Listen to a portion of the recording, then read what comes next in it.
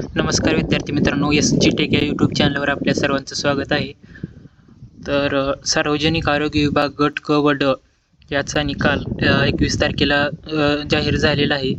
त्याच्या पूर्ण PDF या नोकरीविषयक संधी या टॅबवर आहेत. तुम्ही बघू शकता. या ठिकाणी क्लिक केल्यानंतर पूर्ण पदांच्या गुणपत्रिका म्हणजेच तुमचे स्कोर लिस्ट या ठिकाणी प्रसिद्ध झालेली आहे आणि याची अंतिम निवड यादी कधी जाहीर होईल याची माहिती आज आपण बघणार आहोत.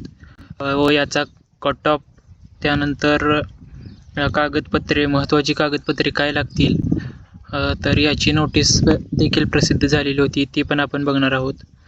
तर 20 तारखेला रिझल्टच्या दिवशी हे परिपत्रक जाहीर झालेलं होतं की यामध्ये दिलेलं आहे गट क व डची परीक्षा या कालावधीपासून 12 डिसेंबरपर्यंत झालेली होती व गुणांचा तपशील प्रसिद्ध करण्यात आलेला होता. तर यामध्ये दिलेलं आहे सदर गुणपत्रिकेनंतर नियुक्ती प्राधिकारी निहाय व पदनिहाय गुणवत्ता यादी व निवड यादी प्रसिद्ध करण्यात येईल. म्हणजेच येत्या 2 ते 3 दिवसामध्ये याच्या अंतिम निवड याद्या जाहीर होतील किंवा आज कधीही वेबसाईटवर प्रसिद्ध करण्यात येतील. त्यांच्याकडून पूर्ण कार्यवाही झाल्यानंतर त्या वेबसाईटवर प्रसिद्ध करण्यात येतील व त्यामुळे कोणत्याही उमेदवाराला या गुणपत्रिकेतील गुणानुक्रमांच्या आधारे निवडीचा दावा करता येणार नाही. म्हणजेच फक्त हे काल जे जाहीर झालेले आहेत ते फक्त गुण जाहीर झालेले आहेत आणि त्याच्यामुळे निवडीचा दावा करता येणार नाही असं दिलेलं आहे. विहित कालमर्यादेत पोर्टलवर सादर केलेले आक्षेप विचारात घेण्यात आलेले आहेत व अन्य कोणत्याही मार्गाने विभागाला सादर केलेले आक्षेप कालमर्यादा उलटून गेल्याने विचारात घेण्यात येणार नाहीत असं या ठिकाणी दिलेलं आहे. तर याचं कट ऑफबद्दल जर माहिती बघायची झाली तर तुम्ही या पदभरती ऑनलाईन अर्ज या ठिकाणी क्लिक केल्यानंतर तुम्हाला असा इंटरफेस ओपन होईल. यामध्ये ग्रुप C व D याचे नोटिफिकेशन, सविस्तर नोटिफिकेशन यामध्ये दिलेले आहेत, जे की जाहिरात निघाल्यानंतर प्रसिद्ध झालेले होते. त्याच्यावरून तुम्ही कट ऑफ अंदाजित बघू शकता. उदाहरणार्थ औषध निर्माण अधिकारी 9 नंबरचं पद, याचा जर कट ऑफ बघायचं झालं तर यासाठी ठाणे या विभागात 25 जागा आहेत. म्हणजेच याची लिस्ट गुणवत्ता यादी यामध्ये जाहीर झालेली आहे फार्मसी ऑफिसरची. तर ठाणेमध्ये स्पेशल लिस्ट लागणार आणि त्यामध्ये पहिल्या 25 कॅन्डिडेटचं सिलेक्शन होणार. जर यामध्ये कास्टचे कॅन्डिडेट नसतील, म्हणजेच 25 पदामध्ये ओपनचे किती 5 जरी असले तरी पहिल्या 5 कोणत्याही कास्टचे असले तरी त्यांचं ओपनमधून सिलेक्शन होणार व SCचे पहिल्या 25मध्ये नसतील तर खाली म्हणजेच 26-27 असं चेक केलं जाईल व SCचे जेवढ्या जागा आहेत तेवढ्या भरल्या जातील. म्हणजेच वरून असा कट ऑफ तयार होईल. त्यानुसार तुम्हाला समजेल आणि लवकरच रिझल्ट जाहीर झाल्यानंतर समजेल. कट ऑफ आधीच सांगता येणार नाही.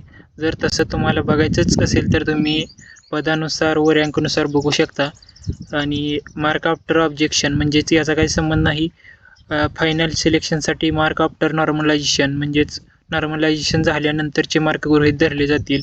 म्हणजेच 25 पदांसाठी 156, लास्ट कॅन्डिडेट 156चा घेतला जाईल व कास्टनुसार म्हटलं तर कास्टचे कॅन्डिडेट खाली असतील तर कट ऑफ कमी लागेल असं प्रत्येक पदासाठी होईल. तर तुम्ही बघू शकता. आणि गट ड मध्ये देखील असंच आहे. गट डचा 4 याद्या जाहीर झालेल्या आहेत. तोही पदनिहाय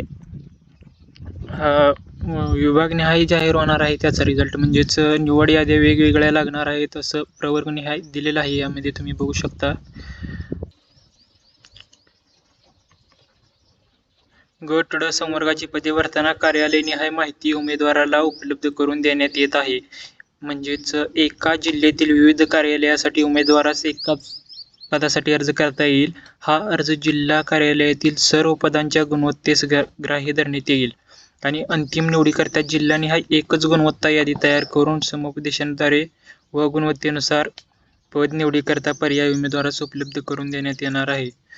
म्हणजे एकच यादी त्यांनी जाहीर करणार आहेत जिल्हानिहाय असं या ठिकाणी दिलेलं आहे.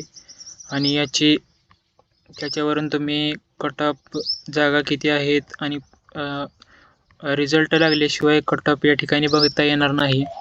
तुम्ही गट ड चा कट-ऑफ ह्या जिल्ह्यानुसार लागणार आहे. वेगवेगळ्या याद्या या ठिकाणी प्रसिद्ध होतील. आणि आता आपण कागदपत्र बघूयात. ही नोटीस सगळ्यात आधी जाहीर झालेली होती की अन्य कारणामुळे कोणत्याही उमेदवारास उशीर होऊ नये म्हणून त्यांना देखील कागदपत्र पडताळणीकरता उशीर होऊ नये म्हणून त्यांनी ही नोटीस सगळ्यात आधी जाहीर केलेली होती की ही कागदपत्रे तयार ठेवावी असं यामध्ये दिलेलं आहे. तुम्ही बघू शकता. गुणवत्तेने निवड यादीत स्थान मिळणाऱ्या सर्व संबंधित उमेदवारांना आगाऊ सूचित करण्यात येते की त्यांची कागदपत्रे तपासणीच्या सोबतच्या तक्त्यातील शैक्षणिक अर्हतेचे व इतर आवश्यक कागदपत्रे मूळ प्रतीसह तयार व्हाव्यात. कागदपत्र तपासणी जिल्हा विभाग स्तरावर होईल आणि यामध्ये शासनाचा अनावश्यक वेळ टाळण्यासाठी या ठिकाणी त्यांनी आदेश दिलेला आहे. जर तुमच्याकडे खालीलपैकी कागदपत्रे नसेल म्हणजेच अधिवास प्रमाणपत्र, डोमासाईल सर्टिफिकेट नसल्यास तुम्ही 100 रुपयाच्या स्टॅम्पवर सदर कागदपत्रे नियुक्तीपासून 1 महिन्याच्या आत सादर करण्यात येईल, अन्यथा संबंधित उमेदवाराची नियुक्ती रद्द करण्यात येईल असे. आणि शैक्षणिक आरक्षण व अनुभव कागदपत्रे बोगस व बनावट आढळून आल्यास झालेली नियुक्ती रद्द करण्यात येईल. याशिवायचे प्रतिज्ञापत्र कागदपत्र तपासणीच्या वेळी सादर करायचं आहे असं या ठिकाणी दिलेलं आहे. म्हणजे तुमच्याकडे एखादं कागदपत्र नसेल तर तुम्ही 100 रुपयाच्या स्टॅम्पवर या आशयाचं पत्र स्टॅम्पवर लिहून आणायचं आहे. आणि शैक्षणिक जात व अनुभव प्रमाणपत्रे बनावट असल्यास तात्काळ सेवा रद्द करण्यात येईल असंही दिलेलं आहे. आणि कागदपत्र तपासणीसाठी तुमच्याकडे कागदपत्र असणं आवश्यक आहे. जन्मतारखेचे प्रमाणपत्र, शाळा सोडल्याचा दाखला किंवा 10वीचं बोर्ड सर्टिफिकेट चालेल. जात प्रमाणपत्र म्हणजे जातीचा दाखला, जात वैधता प्रमाणपत्र म्हणजेच कास्ट व्हॅलिडिटी म्हणजे. आणि जाहिरातीत नमूद केल्याप्रमाणे उन्नत व प्रगत गटात मोडत असल्यात नॉन क्रीमी लेअर म्हणजेच SC ST साठी हे नसेल, बाकीच्या कास्टसाठी लागेल. अधिवास प्रमाणपत्र म्हणजे डोमासाईल सर्टिफिकेट, जाहिरातीत नमूद केल्याप्रमाणे शैक्षणिक अर्हता प्रमाणपत्र SSC 10वी 12वी पदवीचे प्रमाणपत्र लागतील. अनुभवाचे प्रमाणपत्र, जर तुम्ही अनुभव आहे असं अर्जामध्ये नमूद केलेलं असेल तर त्यांचं अनुभवाचं प्रमाणपत्र लागेल. Registration, nursing council, pharmacy council, dental council, occupational व फिजिओथेरपी काउन्सिलकडील प्रमाणपत्र म्हणजेच या पदांसाठी अप्लाय केलेलं असेल तर ते प्रमाणपत्र. मान्यताप्राप्त संगणक अर्हता प्रमाणपत्र म्हणजे MSc सर्टिफिकेट. समांतर आरक्षण धारकांसाठी अंशकालीन प्रकल्पग्रस्त, भूकंपग्रस्त, खेळाडू, सैनिक यांचं प्रमाणपत्र. आणि लहान कुटुंब प्रमाणपत्र हे अर्ज सादर करतेवेळी तुम्ही प्रिंट काढून लिहून अपलोड केलेलं असेल, म्हणजेच 2 पेक्षा अधिक अपत्य असतील तर त्या संदर्भातील लहान कुटुंबाचं प्रमाणपत्र. आणि अर्जात नमूद केलेल्या पत्त्यावर राहत असल्याचा पुरावा म्हणजेच आधार कार्डवर देखील पत्ता असतो, डोमासाईल सर्टिफिकेटवर देखील असतो किंवा रहिवासी दाखला चालेल. आणि स्वतःचा फोटो असलेले ओळखपत्र आधार कार्ड असं दिलेलं आहे.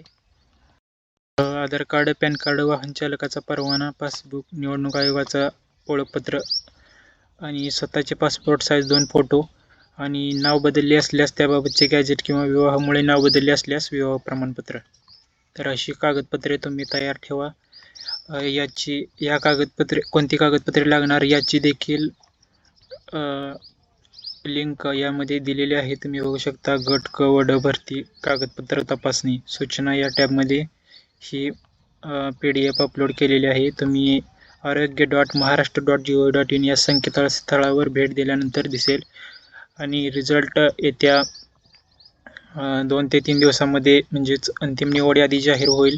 त्यानंतर कागदपत्र तपासणीसाठी बोलवण्यात येईल. तर तुम्ही वेळोवेळी ही वेबसाईट चेक करत चाला. धन्यवाद. तर अशाच नवनवीन अपडेटसाठी SG टेक या यूट्यूब चॅनलला सबस्क्राईब करा. धन्यवाद.